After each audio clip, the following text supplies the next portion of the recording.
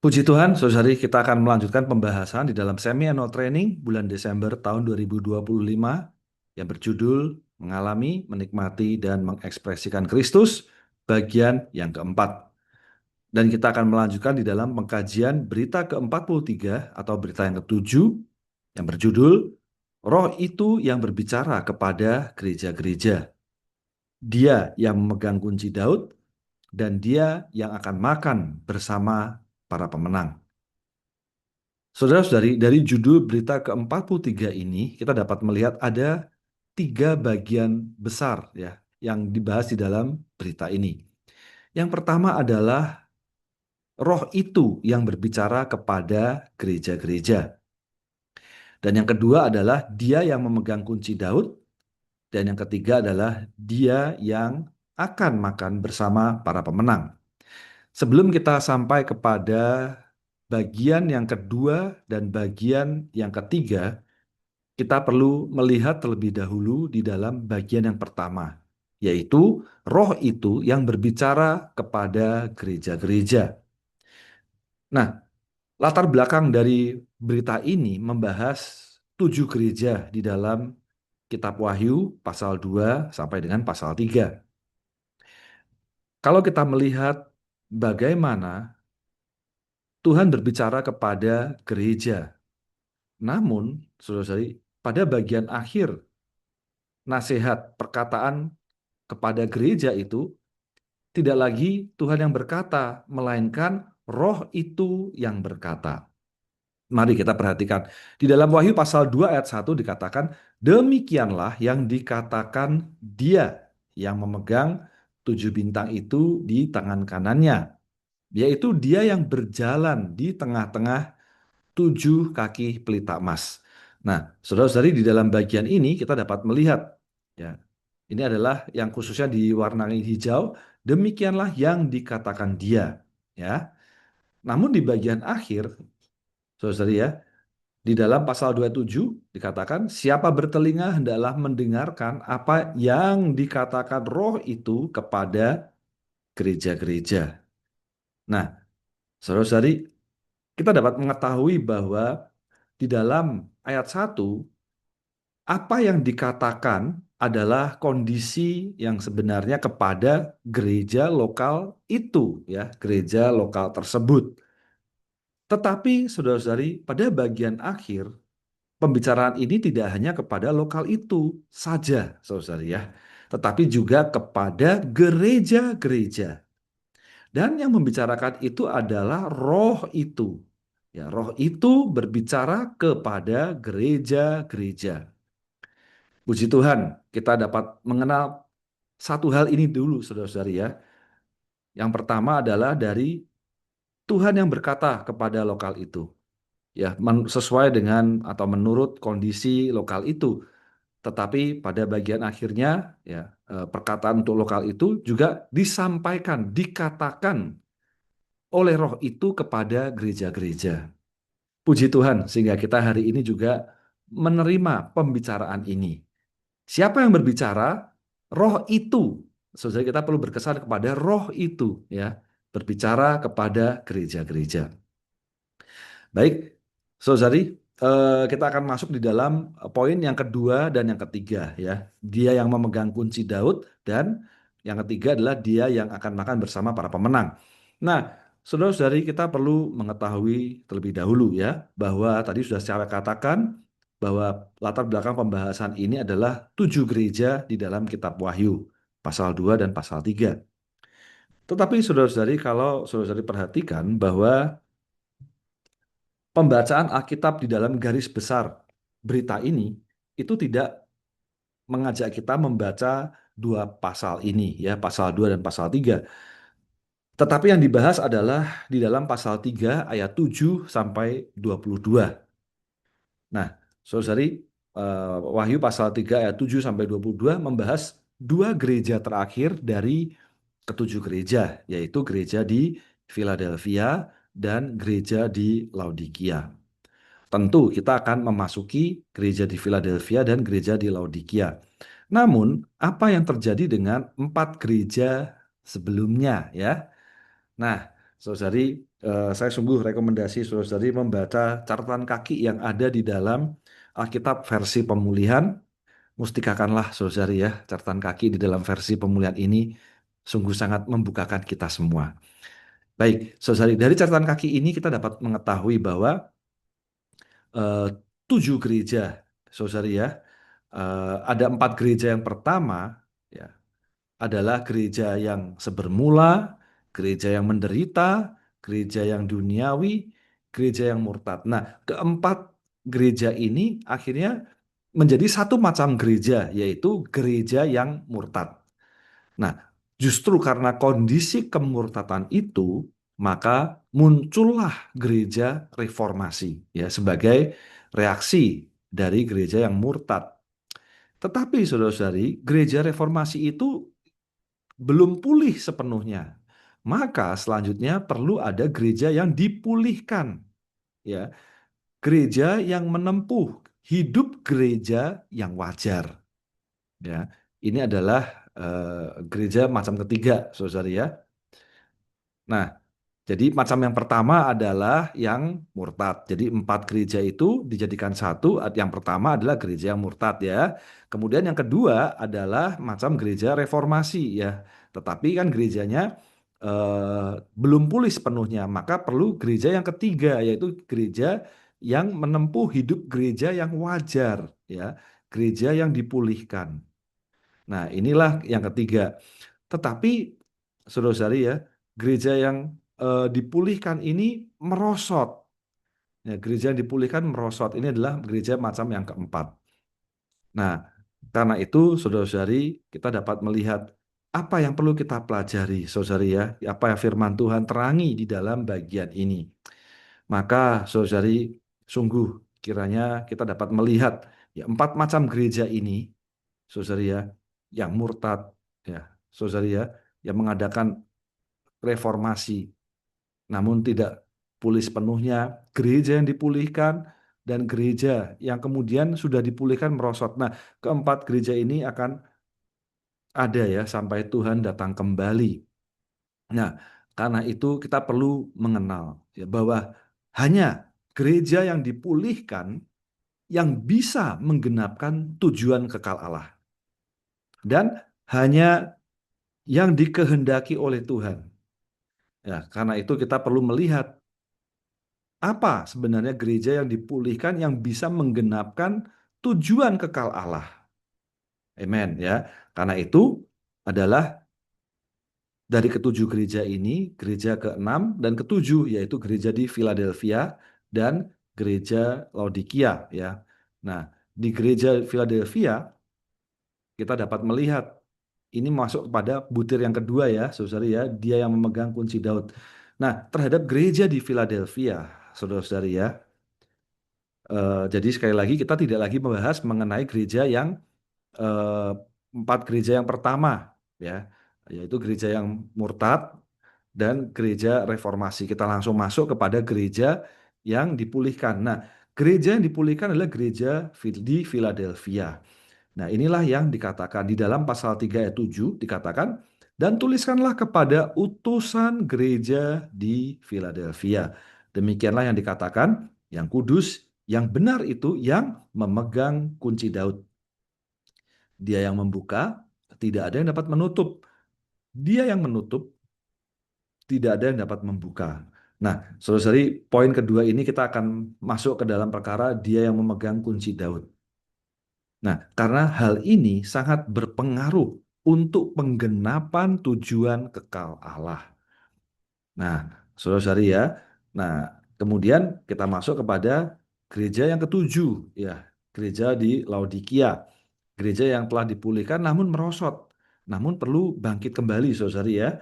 Nah, di dalam pasal 3 ayat 20 dikatakan, lihatlah, aku berdiri di luar pintu dan mengetuk. Jika siapa mendengar suaraku dan membuka pintu, aku akan masuk kepadanya dan makan bersama dia dan dia bersama aku. Dan di ayat 21 dikatakan, siapa yang menang akan kuberi duduk bersamaku di atas tahtaku. Sebagaimana aku pun telah menang dan duduk bersama Bapakku di atas tahtanya. Nah, saudara-saudari, kita dapat melihat bahwa pahala ya atau yang diberikan Tuhan adalah perkara makan bersama Dia dan Dia bersama aku. Perkara makan ini adalah perjamuan malam yang penuh dengan kelimpahan, ya, melambangkan Kristus yang amuhid sebagai kepuasan ya kita semua. Maka ini diberikan hanya kepada Dia yang makan bersama para pemenang. Nah, karena itu kita melihat, saudara ya, eh, bagaimana sekali lagi Roh itu berbicara kepada gereja-gereja, bagaimana Dia yang memegang kunci Daud dan bagaimana Dia yang akan makan bersama para pemenang. Baik, saudari, kita lanjutkan di dalam struktur berita ini ya. Nah, oleh karena itu, saudari, dari judul kita dapat melihat dibagi menjadi 3 bagian ya. Roh itu yang berbicara kepada gereja-gereja, ini akan dibahas di dalam Romawi yang pertama. Ya, di dalam Romawi yang pertama, roh itu yang berbicara kepada gereja-gereja. Ya, jadi di dalam Wahyu pasal 2 dan 3, Kristus adalah roh itu yang berbicara kepada gereja-gereja. Nah, kita dapat melihat di dalam kapital A sampai D membahas pembuka dan akhir dari 7 surat kiriman, bahwa Kristus yang berbicara menjadi roh yang berbicara. Puji Tuhan, saudara ya. Jadi dia yang berbicara itu tidak terbatas, dia melepaskan hayat, ya. Dia adalah Kristus yang pneumatik. Tetapi pada akhir setiap surat kepada ketujuh gereja, ya, saudara ya, dia bicarakan ya menjadi roh yang diperkuat 7 ganda. Puji Tuhan. Karena itu, saudara ya, dari Kristus yang berbicara menjadi roh itu yang berbicara. Dan roh itu berbicara kepada siapa? Kepada gereja-gereja. Nah, karena itu, saudari, kita perlu melihat bahwa kalau kita mau mendengarkan apa yang dikatakan roh itu, maka posisi kita harus ada di dalam gereja. Ya, puji Tuhan. Jadi hanya di dalam gerejalah roh itu berbicara. Ya, Kristus berbicara kepada satu gereja tertentu secara khusus ya, kepada masing-masing gereja dari 7 gereja. Namun pada akhirnya roh itu berbicara kepada tubuh, kepada gereja-gereja. Puji Tuhan, ya. Amin. Selanjutnya, saudari, amin. Kita perlu memiliki telinga yang mendengar ya. Di kapital E sampai G membahas siapa bertelinga dan mendengar, menerima penginfusan Kristus untuk menjadi pemenang. Puji Tuhan ya. Jadi siapa bertelinga hendaklah mendengarkan ya tadi ya, mendengarkan yang dikatakan Roh itu kepada gereja-gereja. Maka kita harus berada di dalam gereja. Puji Tuhan, dan di dalam gerejalah kita boleh menjadi pemenang. Amin. Ya. Kemudian yang kedua, sebelum yang kedua, kapital H, ya ini mengenai 7 kategori gereja dalam sejarah gereja. Kita akan melihat itu di dalam pembahasan kali ini ya, saudara ya. Kemudian lanjut yang kedua adalah dia yang memegang kunci Daud. Nah, Romawi yang kedua membahas dia yang memegang kunci Daud. Ya, di kapital A, inilah kunci kerajaan mempunyai wewenang untuk membuka dan menutup. B, membahas mengenai kunci perbendaharaan harta rumah Allah untuk membuka perbendaharaan kekayaan Kristus. Nah, saudara-saudari, kita dapat melihat di dalam bagian ini bahwa seperti yang dikatakan Tuhan kepada Petrus ya, bahwa di atas batu karang ini eh, Tuhan akan mendirikan gerejanya, ya, bahwa alam maut tidak akan dapat menutupnya, ya. Nah, apa yang telah dibuka tidak dapat ditutup, ya. Karena itu, saudara, kita perlu melihat bahwa perkara kunci kerajaan ini adalah bagaimana seseorang di dalam hidup gereja menjadi batu-batu, ya, ditransformasi menjadi batu-batu untuk disusun menjadi tempat kediaman Allah, pembangunan rumah Allah. Maka saudara-saudari perlu kunci ini ya untuk membuka perbendaharaan harta rumah Allah. Tujuannya apa? Adalah untuk membangun ya, rumah Allah. Nah, puji Tuhan, saudari, amin. Dia yang memegang kunci Daud, akhirnya yang membangun juga rumah Allah. Nah, jadi di dalam Romawi yang kedua ini ya, saudari ya, bahwa di dalam gereja yang dipulihkan, ya, sekali lagi, saudari, secara sederhana, Romawi 2 ini adalah gereja di Philadelphia dan Romawi ketiga ini adalah gereja di Laodikia. Nah, untuk itu kita perlu melihat, saudari ya, bahwa di dalam gereja yang dipulihkan, di dalam gereja Philadelphia, bahwa Kristus ya, pada bahunya terletak kunci ya, atau perbendaharaan harta rumah Allah ya, dilambangkan oleh rumah Daud bagi pembangunan kerajaan Allah. Jadi Kristus adalah dia yang memegang kunci Daud. Dia ini adalah mengacu kepada Kristus. Kunci kerajaan yang mempunyai wewenang untuk membuka dan menutup ya. Dan kunci Daud ini, saudari ya, membuka pintu bagi kita agar kita diubah menjadi batu putih bagi pembangunan rumah Allah. Kita dibangun menjadi tiang ya, dengan nama Allah dan nama kota Allah Yerusalem baru serta nama Tuhan yang baru. Puji Tuhan, akhirnya kita menjadi pembangunan. Kemudian yang ketiga, saudari ini ya, bagian ini, dia yang akan makan bersama para pemenang. Ini Romawi yang ketiga ya. Ini adalah gereja di Laodikia. Gereja yang makan bersama para pemenang. Maaf, dia yang makan bersama para pemenang. Ini adalah Kristus. Nah, saudari, kita perlu melihat lagi bahwa dalam gereja yang dipulihkan dan merosot lagi, Kristus adalah dia yang akan makan bersama para pemenang. Dan dia akan memberi pahala kepada para pemenang untuk duduk bersamanya. Ya, sebagaimana Kristus telah menang dan duduk bersama Bapa di atas tahta. Kapital A membahas Kristus makan bersama para pemenang ya. Nah, kemudian di dalam kapital B membahas duduk bersama Tuhan di atas tahtanya. Oke, selanjutnya saudari, nah, hari yang pertama sampai dengan hari yang ketiga kita akan membahas mengenai roh itu yang berbicara kepada gereja-gereja. Dan hari yang keempat membahas mengenai dia yang memegang kunci Daud. Dan di hari yang kelima dan keenam membahas makan bersama para pemenang. Nah, di dalam hari yang pertama kita dapat melihat mengenai perkataan pembuka dan perkataan akhir dari setiap surat kiriman. Kiranya bagian ini boleh menerangi kita semua, ya. Dia berbicara kepada satu gereja tertentu, ya. Akhirnya menjadi berbicara kepada gereja-gereja. Puji Tuhan, ya, bahwa Kristus yang berbicara menjadi roh itu yang berbicara. Kemudian dalam hari yang kedua, kita dapat melihat pokok dalam hari yang kedua adalah siapa yang bertelinga untuk mendengar adalah menerima penginfusan Kristus dan menjadi pemenang. Jadi pembicaraan roh itu adalah penginfusan. Maka kita perlu memiliki telinga yang dapat mendengar. Telinga yang dapat mendengar akan menjadikan orang tersebut pemenang. Amen. Selanjutnya di dalam hari yang ketiga membahas mengenai 7 kategori gereja dalam sejarah gereja. Nah, kita akan melihat bahwa 3 yang pertama telah berlalu dan 4 yang terakhir tetap ada sampai Tuhan datang kembali. Nah, 3 yang pertama akan diringkas menjadi yang keempat, ya. Nah, jadi mulai 4, 5, 6, 7. Nah, ini akan ada sampai Tuhan datang kembali. Ya, maka kita perlu terus menempuh jalan Philadelphia, saudara ya. Puji Tuhan, ya, kita telah mengenal perkara ini. Nah, kemudian di dalam hari yang keempat kita lanjutkan bahwa kunci Daud adalah kunci perbendaharaan harta rumah Allah. Jadi kunci kerajaan itu mempunyai wewenang untuk membuka dan menutup. Bagian ini tentunya kita sudah mengetahuinya.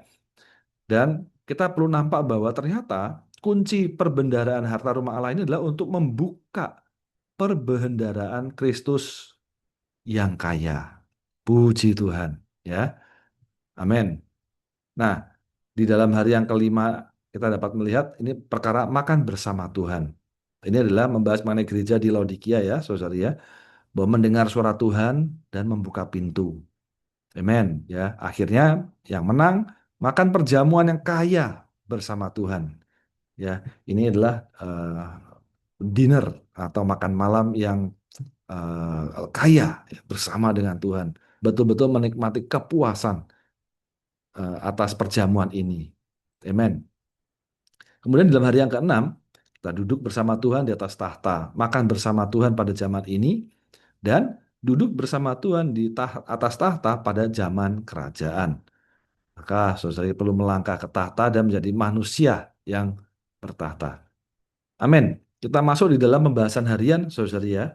Di dalam hari yang pertama adalah pada pembukaan setiap surat dan perkataan akhir.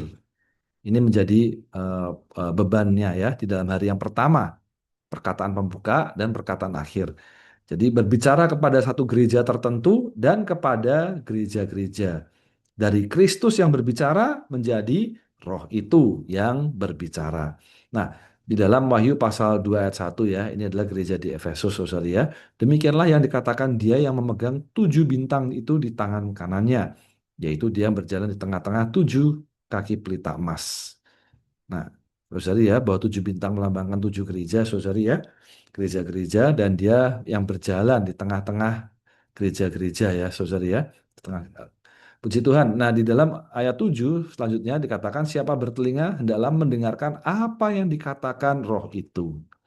Amen. Bagi kita, butir ini menjadi sangat praktis, yaitu kita perlu mendengarkan apa yang dikatakan Roh itu kepada gereja-gereja. Nah, siapa yang menang? Nah, perhatikan di bagian ini ya, saudari ya, siapa yang menang karena ini akan ada perubahan eh, di dalam 7 gereja ini diawali dalam bagian bagaimana Tuhan berbicara kepada gereja lokal tersebut, lalu kemudian Tuhan akan berbicara kepada siapa yang menang. Nah, kita akan masuk pada bagian itu, saudari ya. Jadi dalam Wahyu pasal 2 dan 3 bahwa Kristus Roh itu yang berbicara ya, sudah jelas bahwa Wahyu 2 dan 3 adalah Kristus yang pneumatik. Pembukaan setiap 7 surat dia berbicara kepada satu gereja tertentu secara khusus, tapi telah menjadi Roh pemberi hayat dan pada akhir setiap surat dia berbicara kepada gereja-gereja. Amin. Kemudian, nah karena itu Kristus yang berbicara menjadi Roh itu yang berbicara, yaitu Roh itu yang berbicara kepada gereja-gereja. Perkataan pembuka Tuhan dari setiap surat adalah kepada gereja lokal tertentu. Tapi ketika orang-orang segala zaman membacanya menjadi perkataan Roh itu kepada gereja-gereja. Selanjutnya di dalam hari yang kedua, ya, telinga yang dapat mendengar, menerima penginfusan Kristus akan menjadi pemenang. Jadi perlu telinga yang mendengar. Yang mendengar ini adalah menerima penginfusan ya. Roh itu yang berbicara adalah penginfusan Kristus. Pembicaraan dari roh itu adalah penginfusannya. Karena itu kita perlu memiliki telinga yang dapat mendengar agar menjadi pemenang. Di dalam 2 Korintus 3:17 dikatakan, dan Tuhan adalah roh itu. Di mana ada roh Tuhan, di situ ada kebebasan. Nah, jelas bahwa perkataan Tuhan selalu memalingkan kita kepada penginfusan Kristus. Ya, perkataan roh itu adalah penginfusan dirinya. Jadi di mana ada pembicaraan roh itu, ada firman roh itu, ada perkataan roh itu. Amin. Disitulah dia menginfuskan dirinya. Di dalam Wahyu pasal 1 ayat 10 dikatakan, pada hari Tuhan, aku di dalam roh, dan terdengar di belakangku suatu suara yang nyaring, seperti bunyi sangkakala. Ayat 12, lalu aku berpaling untuk melihat suara yang berbicara denganku. Setelah aku berpaling, aku melihat 7 kaki pelita emas. Nah, saudara-saudari, ini penting bagi kita menjadi sebuah syarat untuk mendengar. Yang pertama adalah perlu di dalam roh. Dari dalam roh mendengar. Mendengar apa? Apa yang roh itu bicarakan. Namun, saudari ketika kita mendengar roh yang berbicara, ya kita berpaling sebagai respon kita terhadap suara yang berbicara adalah melihat. Puji Tuhan, kita melihat menjadi satu visi yang kita lihat. Nah, eh, kiranya hal ini boleh menjadi satu sukacita kita. Ya, dari mendengar menjadi melihat. Perlu banyak mendengar sebagai kita menerima penginfusan Kristus sampai perkara infus itu ya, infusi ilahi itu menjadi visi yang mengendalikan.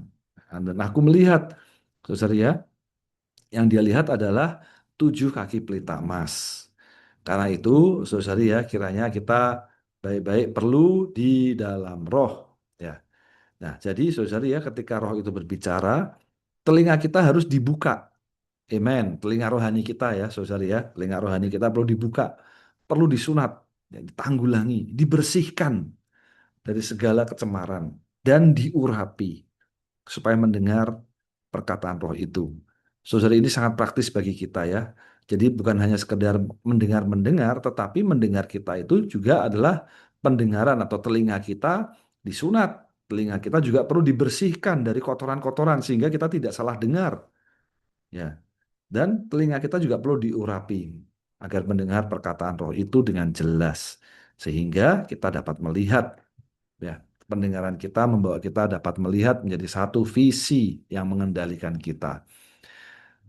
Selanjutnya di dalam hari yang ketiga kita membahas mengenai 7 kategori gereja dalam sejarah gereja. Nah, saudara ya, kita dapat melihat ada 2 kelompok ya dari 7 gereja ini, saudara ya, dibagi menjadi 2 kelompok ya. Dan 3 yang pertama dan 4 yang terakhir ya. Ini 3 ya, kemudian 3 ditambah 4, saudara ya. Nah, 3 ini ya akan bergabung menjadi 4 yang pertama. Jangan bingung ya, saudara ya. Ada 7 ya. Lalu kemudian 3 yang pertama ya nanti akan bergabung pada gereja yang keempat. Nah, mulai dihitung jadi 4, 5, 6, 7. Jadi ada 4 ya, saudara ya. Nah, Wahyu pasal 1 ayat 11 mengatakan, apa yang kamu lihat, tuliskanlah dalam gulungan kitab dan kirimkanlah kepada 7 gereja itu. Ke Efesus, ke Smyrna, ke Pergamus, ke Tiatira, ke Sardis, ke Philadelphia, dan ke Laodikia. Nah, saudara ya, 3 yang pertama ini, ya, Efesus, Smyrna, Pergamus, 3. Nah, 3 ini akan menjadi satu, ya, digabung menjadi satu. Ya, ini adalah gereja yang murtad, ya. Nih, nah, 3 ini akhirnya jadi satu, satu, dua, tiga, empat, ya. Semoga jelas ya. Oke, nah perkataan roh itu mengenai 7 kategori gereja dalam sejarah gereja. Gereja yang bermula adalah gereja Efesus. Terus gereja yang menderita, gereja di Smyrna. Gereja yang duniawi, ya ini gereja di Pergamus. Akhirnya bergabung menjadi gereja yang murtad, ya, Tiatira. Nah, karena ada yang kemurtatan ini, maka dibangkitkanlah gereja reformasi, ya ini Sardis. Namun belum tuntas, maka dibangkitkanlah gereja kasih sesama saudara, ya, kasih persaudaraan, ya, Philadelphia, kasih persaudaraan. Namun, saudari, gereja tersebut juga merosot, gereja merosot di Laodikia, gereja Laodikia. Nah, 4 kategori gereja terakhir akan tetap ada sampai Tuhan datang kembali, yaitu apa? Yaitu adalah Tiatira, gereja yang murtad, gereja reformasi, ya, gereja yang pulihkan, dan gereja yang merosot. Ini ada terus. Nah, saudari ya, oke. Nah, selanjutnya kita perlu terus menempuh jalan Philadelphia. Nah, di dalam Wahyu pasal 3:11 dikatakan, aku datang segera, berpegang teguhlah pada apa yang kamu punya, supaya tidak orang yang mengambil mahkotamu. Jadi, saudara-saudari, kita perlu melihat, perlunya berpegang teguh apa yang kita punya. Jadi, hanya gereja yang terpulih yang dapat menggenapkan ketetapan kekal Allah. Jadi, dia yang dikehendaki oleh Tuhan, ya, perlu menerima pilihan Tuhan. Nah, saudari, ini perlu diperhatikan bahwa Laodikia adalah Philadelphia yang berubah bentuk, suam-suam kuku dan memiliki kesombongan rohani. Jika kita hendak terus menempuh jalan Philadelphia, kita harus ingat untuk merendahkan diri di hadapan Allah. Nah, saudari, ini menjadi satu dorongan bagi kita, ya, agar kita perlu setia, ya, menempuh jalan Philadelphia, dan Tuhan selamatkan kita. Betul-betul Tuhan selamatkan kita dari kesombongan rohani. Ya. Dan Tuhan selamatkan kita dari suam-suam kuku. tidak panas, tidak dingin. Saudara ya. Amin. Nah, ketujuh gereja itu ya, ini terbagi menjadi dua kelompok dan empat kategori gereja ya. Dua kelompok jelas ya, saudara ya. Ketujuh gereja dibagi menjadi satu kelompok yang terdiri dari tiga gereja dan kelompok lain yang terdiri dari empat gereja. Nah, ketiga surat pertama masing-masing diakhiri dengan pernyataan siapa bertelinga hendaklah mendengarkan. Nah, kemudian ya panggilan para pemenang ya. Kemudian empat surat terakhir urutannya berlawanan. Nah, saudara boleh sekali lagi membaca khususnya di dalam eh, versi lead 3.0 seperti rekomendasi kami ya. Kita dapat melihat ternyata memang ada perbedaan bagaimana Tuhan memanggil. Ini membuktikan bahwa tiga gereja pertama membentuk satu kelompok dan empat gereja terakhir membentuk kelompok lainnya. Ya, oke. Nah, ada empat kategori. Ya, kategori pertama, saudari ya, gereja yang bermula berlanjut menjadi gereja yang menderita. Nah, saudari ya, gereja yang menderita berubah menjadi gereja yang duniawi dan gereja yang duniawi menjadi gereja yang murtad. Nah, keempat gereja pertama akhirnya menjadi satu kategori, yaitu gereja yang murtad. Jelas ya, saudari ya. Kalau kita dapat melihat ya bahwa di dalam bagian ini ada tujuh gereja, gereja yang pertama sampai dengan gereja yang keempat, saudari ya, ini akan menjadi gereja yang keempat. Jadi gereja di Efesus, Smyrna, Pergamus, ya, akan menjadi gereja di Tiatira, yaitu gereja yang murtad. Namun kita perlu maju pada kategori yang kedua, karena ada kemurtatan maka perlu ada reformasi, ya, pada gereja di Sardis, ya. Nah, eh, gereja reformasi adalah tanggapan terhadap gereja yang murtad, ya. Gereja yang tidak sepenuhnya dipulihkan. Nah, oleh karena itu perlu ada yang sepenuhnya dipulihkan, yaitu kategori yang ketiga, gereja yang bangkit dan dipulihkan, yang sepenuhnya memulihkan kehidupan gereja yang tepat. Nah, saudari, seharusnya inilah arah kita ya, seharusnya ini arah kita. Seharusnya ini menjadi jalan kita, saudari ya. Namun kita tidak boleh sombong, kita tidak boleh suam-suam kuku, kita perlu mengambil jalan gereja di kategori ketiga ini, yaitu gereja yang bangkit dan dipulihkan. Nah, kemudian ada kategori yang keempat, karena gereja dipulihkan jatuh, ya, jatuh. Maka muncul gereja yang dipulihkan setelah jatuh lagi, ya. Setelah jatuh lagi dipulihkan. Maka saudari keempat kategori gereja ini tetap ada sampai kedatangan Tuhan. Hanya gereja yang dipulihkan yang dapat menggenapkan ketetapan kekal Allah. Amen, saudari ya. Nah, ketujuh gereja dalam Wahyu 2 dan 3. Jadi ada catatan fakta bahwa keadaan yang sesungguhnya dari ketujuh gereja di Asia. Ya. Nah, juga ada bersifat nubuat perkembangan gereja di dalam 7 periode ya, dari gereja yang pertama sampai dengan gereja yang ketujuh ya, dari Efesus sampai dengan Laodikia. Ini juga adalah pengalaman rohani keadaan ketujuh kategori gereja dari setiap periode ya. Oke. Nah, apa aja ketujuh gereja ini, saudara ya? Ini adalah gereja di Efesus yang pertama, ya. Artinya adalah yang didambakan. Ya. Ini adalah gereja yang bermula abad pertama, ya. Kemudian gereja di Smyrna, Smyrna Mur, ya, atau gereja yang menderita. Ini dari masa akhir abad pertama hingga Konstantinus Agung yang menerima agama Kristen pada abad keempat. Nah, kemudian ada gereja di Pergamus. Ini adalah pernikahan berpadu dengan dunia. Maka inilah gereja yang duniawi. Nah, Konstantin ini menerima agama Kristen sebagai agama negara pada abad keempat hingga abad keenam. Ya, ini banyak cerita di sana, saudari ya.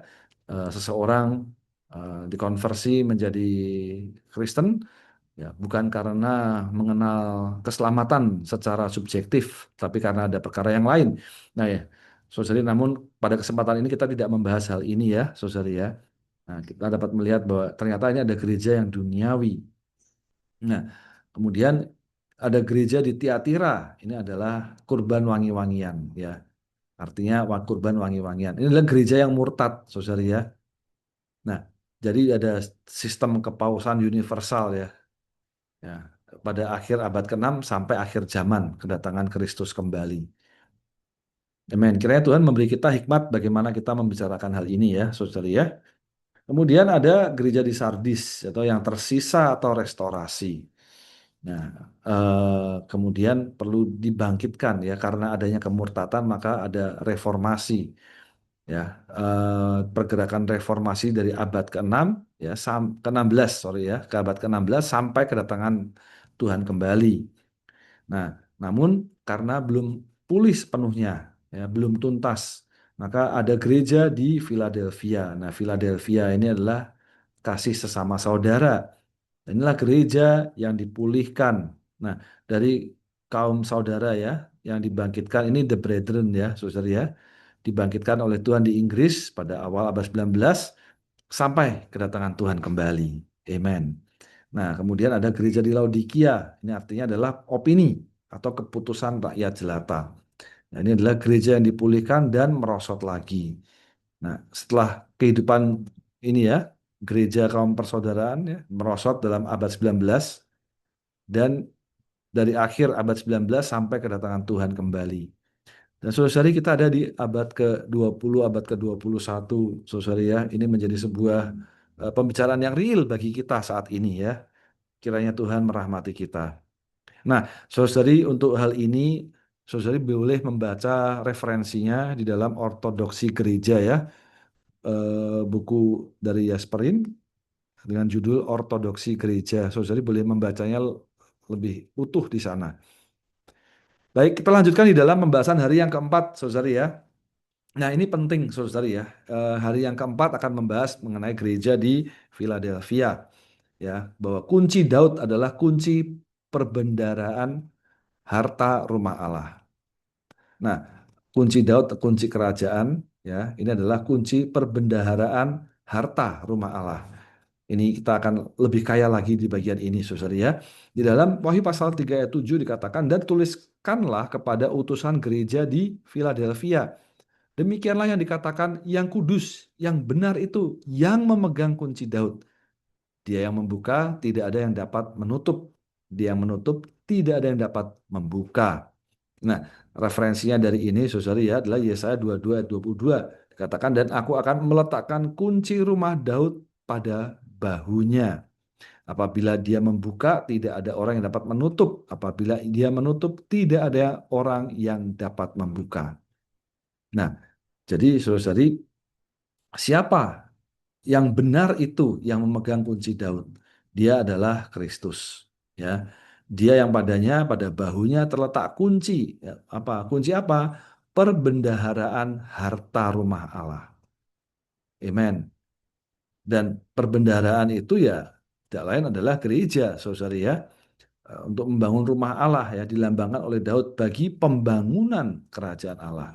Nah, untuk pembangunan ini sangat diperlukan batu, ya, batu-batu. Nah, maka kunci kerajaan itu mempunyai wewenang untuk membuka dan menutup. Kunci Daud membuka pintu bagi kita, membuat kita diubah menjadi batu putih dan dibangun ke dalam bait Allah sebagai tiang, ya, dengan nama Allah dan nama kota Allah Yerusalem baru serta nama Tuhan yang baru. Nah, saudari, poin ini adalah turning point atau titik baliknya, bahwa yang memegang kunci ini membuat kita diubah menjadi batu putih yang dibangun ke dalam bait Allah. Jadi yang memegang kunci Daud, saudari, adalah mengubah kita ya, jangan menjadi batu putih untuk pembangunan rumahnya. Puji Tuhan, saudari. Jadi kita perlu nampak bahwa yang memegang kunci ini adalah bagaimana pembangunan gereja. Nah, amin ya. Kita dapat melihat perkara ini. Semoga kita mengapresiasi dia yang memegang kunci Daud. Amin. Nah, kemudian saudari ya, ini juga adalah kunci perbendaharaan harta rumah Allah. di dalam Yesaya 22 ayat 15 ya. Ini berbicara mengenai Setna dan ini di aspek yang negatif menjadi sebuah peringatan bagi kita ya, saudari. Di ayat 15 dikatakan beginilah Tuhan laksaan tentara bersabda, bangunlah, pergi kepada penyelenggara ini, kepada Setna yang berkuasa atas istana raja dan berkata ya. Kemudian ayat 19-nya dikatakan dan aku akan menyingkirkan engkau dari kedudukanmu dan dari jabatanmu dia akan menurunkan engkau. Nah, ini pembicaraan ini adalah kepada Setna. Nah, siapa Sepna? Ya, Sepna ini adalah seorang pejabat tinggi di istana Raja Hizkia ya. Ini membahas mengenai seseorang yang bernama Sepna ini ya, pejabat tinggi ya, dari kerajaan Yehuda ya, menjabat sebagai kepala istana atau pengurus istana. Dia memiliki pengaruh yang besar ya, memiliki pengaruh yang besar terhadap keputusan-keputusan Raja Hizkia. Nah, Sepna ini membangun kubur mewah bagi dirinya sendiri ya di tempat yang tinggi untuk menunjukkan kebesaran dan kemuliaannya. Jadi maksudnya Sepna ini dia menunjukkan kemampuannya sendiri ya, kesombongannya sendiri ya, untuk kemuliaan dan kebesaran dirinya sendiri. Sehingga hal itu membuat Allah murka kepada Sepna ya. Karena di mata Allah Sepna itu bukan siapa-siapa dan dia tidak memiliki hak wewenang untuk melakukan itu. Nah, karena itu Tuhan berkata, Yehova berkata, aku akan menyingkirkan engkau dari kedudukanmu dan dari jabatanmu, dia akan menurunkan engkau. Nah, saudara-saudari, ini juga menjadi satu peringatan bagi kita. Hari ini Tuhan ingin ya membangun kita menjadi tempat kediamannya, berbagian di dalam pembangunan rumahnya. Nah, tetapi saudara-saudari, kadang alamiah kita ingin menonjol ya, ingin menunjukkan kebesaran diri sendiri, ingin menunjukkan kemuliaan diri sendiri. Maka saudara-saudari, kita perlu melihat ya bahwa kita semua ini adalah sepna-sepna ya yang harus disingkirkan dan diganti oleh Kristus. Jelas ya saudara ya, supaya dia dapat menjadi segala sesuatu di dalam kita. Jadi bukan kita yang mengerjakan atau kita yang menunjukkan kebesaran kita sendiri, kemuliaan kita sendiri, tetapi seharusnya Kristuslah yang menjadi segala sesuatu di dalam kita dan melakukan segala sesuatu melewati kita dan bagi kita. Jadi bukan kita, ya bahwa kita itu bukanlah siapa-siapa. Kita tidak memiliki wewenang, hak untuk membangun rumah Allah. Saudara ya, karena itu kita perlu menyingkirkan. Nah, saudara di dalam bagian ini kita perlu belajar menggunakan kunci ini, kunci perbendaharaan harta rumah Allah ini untuk apa? Menyangkal diri, memikul salib, kehilangan hayat jiwa. Amen. Ya. Nah, saudari, karena itu kita perlu datang kepada Tuhan ya, bahwa di dalam perbendaharaan harta terdapat kekayaan Kristus. Jadi harta kekayaan Kristus itu jangan untuk diri sendiri ya, untuk kemegahan, kebesaran, kemuliaan diri sendiri ya. Untuk mengalami dia ya, kita membuka semua ya, kekayaan ya kepada kita. Nah, kita perlu tetap tinggal dalam kontak dengan Tuhan menurut perasaan hayat. Perlu miskin dalam roh dan murni hatinya. Amin. Kiranya bagian ini menyuplai kita semua, saudara ya. Nah, kemudian di dalam hari yang kelima, ini adalah kepada gereja di Laodikia, saudara ya, yang dipulihkan namun terjatuh. Namun perlu dipulihkan kembali, saudara ya. Dan di dalam bagian ini Tuhan berbicara kepada gereja di Laodikia. Lalu mendengar suara Tuhan dan membuka pintu. Maka saudara ya, hasilnya adalah kita boleh makan perjamuan yang kaya bersama Tuhan. Nah, di dalam Wahyu pasal 3 ayat 15 dikatakan, aku tahu akan pekerjaan-pekerjaanmu. Kamu tidak dingin dan tidak mendidih. Betapa aku ingin agar kamu dingin atau mendidih. Ayat 17, karena kamu berkata, aku berada dan telah menjadi kaya serta tidak kekurangan apa-apa. Di ayat 20a dikatakan, lihatlah, aku berdiri di luar pintu dan mengetuk. Jika siapa mendengar suaraku dan membuka pintu, aku akan masuk kepadanya. Nah, saudari perlu diperhatikan. ya. Jadi Tuhan ingin kita itu kalau nggak dingin ya mendidih. Tentu kita seharusnya adalah mendidih bagi ada gejolak di dalam kita. Saudara di depan mengatakan perlu bubbling ya, hati kita tuh bergejolak ya, eh, sangat proaktif terhadap hasrat hati Tuhan. Nah, karena itu saudari ya, kita perlu melihat, membiarkan Tuhan masuk ya. Aku akan masuk kepadanya. Nah, tapi kalau kita tidak membuka pintu ya bagaimana dia akan masuk? Maka saudari ya, pintu ini bukan pintu hati perorangan, tetapi pintu gereja. Tuhan berdiri di luar pintu gereja yang merosot dan mengetuk pintu. Mempersilahkan setiap. Nah, ini saudara perlu diperhatikan kalimat ini. Pintu itu adalah pintu gereja, tetapi perlu dibuka oleh kaum beriman secara perorangan. Gereja di Laodikia mempunyai pengetahuan, namun tanpa penyertaan Tuhan. Ya, jadi saudari, yang disebutnya adalah pintu gereja, tetapi gereja itu kan terdiri dari kaum beriman, orang demi orang, seorang demi seorang, seorang demi seorang. Dan ketika eh, seorang demi seorang ini membuka hati mereka, membuka pintu hati mereka, maka demikianlah setiap kaum saleh di gereja itu membuka hati mereka untuk Tuhan, maka Tuhan akan masuk. Ya. Tuhan sedang menanggulangi setiap gereja, tetapi untuk menerima penanggulangan, Tuhan harus merupakan perkara perorangan dan subjektif. Menanggulanginya segenap gereja, tetapi prosesnya adalah perkara perorangan dan perkara yang subjektif. Seorang demi seorang ditanggulangi, seorang demi seorang menerima penanggulangan. Secara subjektif mengalami dia. Maka, saudari kalau kita setia mengerjakan ini ya, jadi bagaimana secara orang perorangan ya membuka hati, membiarkan Tuhan masuk, amen ya. Maka saudari ya masuknya dia menanggulangi, ya dia menerangi ya setiap orang perkara perorangan, maka hasilnya adalah makan perjamuan yang kaya bersama Tuhan. Di ayat 20b dikatakan, aku akan masuk kepadanya dan makan bersama dia dan dia bersama aku. Jadi dalam bagian ini bahwa makan bersama Tuhan bukan hanya makan satu jenis makanan, tetapi makan perjamuan yang kaya. Ini dapat mengacu pada penggenapan lambang Bani Israel makan dari kekayaan di tanah Kanaan, tanah permai. Ya, amin. Jadi kaya limpah, ya betul-betul al-muhid. Jadi melalui kenikmatan kita akan Kristus sebagai pohon hayat di berita sebelumnya ya saudara ya, juga mana yang tersembunyi dan perjamuan kita akan dibaurkan dengan Dia dalam susunan kita menjadi satu kesatuan sebagai Yerusalem baru yang mengekspresikan Dia. Kemudian di dalam hari yang keenam, saudari, ya duduk bersama Tuhan di atas tahtanya. Jadi pahala yang diberikan kepada pemenang. Ya. Nah, saudari di dalam Wahyu pasal 3:21 dikatakan, siapa yang menang akan kuberi duduk bersamaku di atas tahtaku sebagaimana aku pun telah menang dan duduk bersama Bapakku di atas tahtanya.